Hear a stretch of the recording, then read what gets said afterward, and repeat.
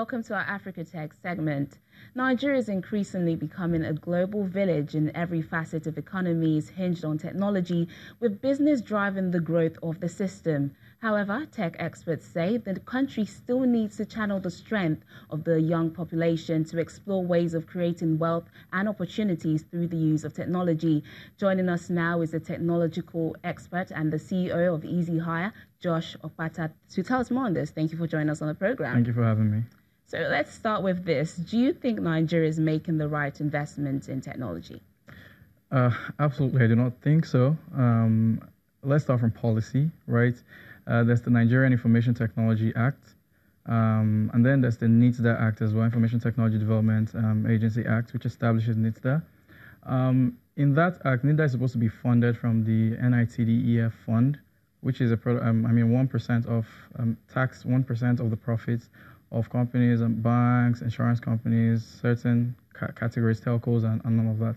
And that tax is supposed to go into the NITDF fund, and that fund is supposed to be invested as grants, scholarships, and other schemes through the NITDA, which is the primary investment. A lot about corruption, for example.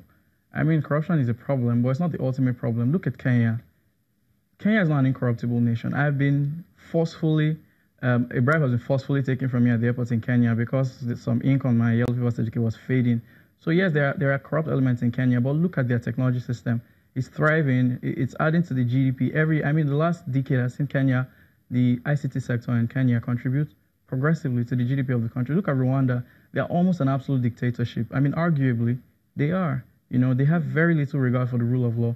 But their ICT sector added 3% to the GDP in 2015. And here we're charging on about corruption and forgetting that, okay, at the end of the day, you clear corruption, and what do people feed on?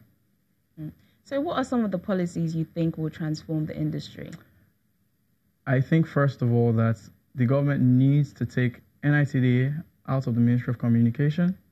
And this is my opinion, make it an independent parastatal with legislative oversight and responsible to the president or the vice president so that there's direct access. Same way you have EFCC, which is a big deal these days. So separate it from Ministry of Communication so that there can be more direct impact in the lives of the people who are trying to get into these areas and make things happen. Then you talk about tax breaks, tax incentives.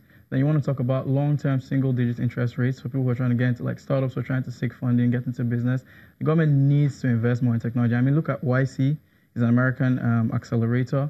YC has a portfolio value of about $80 billion in 1,500 approximately companies in the last 13 years.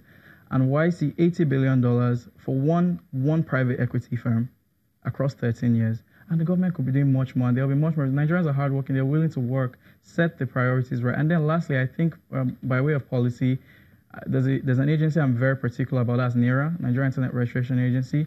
You still see government parastatals put out ads in newspapers using Yahoo emails, Gmails. What kind of country is this? This is ridiculous.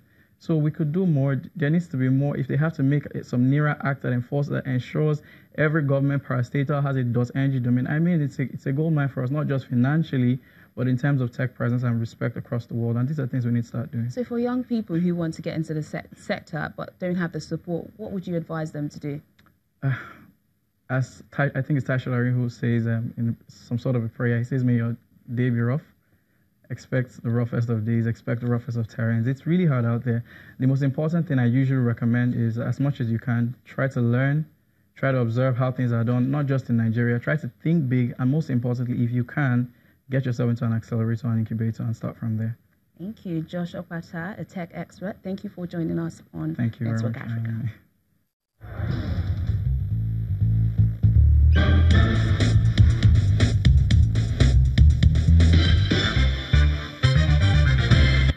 One of the most successful digital startups in Cameroon, Kiro's Games, has grown into a major player in the country despite numerous challenges. The founders said their commitment was to draw on local mythology and culture for inspiration. Founded in 2013, Kiro Games has grown to become Central Africa's first major video games studio. It draws on African mythology rather than Hollywood for inspiration, as in its fantasy role-playing game, Orion, Legacy of the Koryo Dan.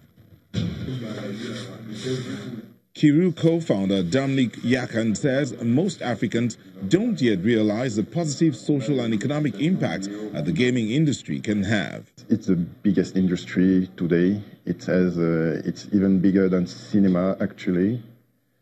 And we wanted to be part of it and to bring the African culture in this industry, in this world.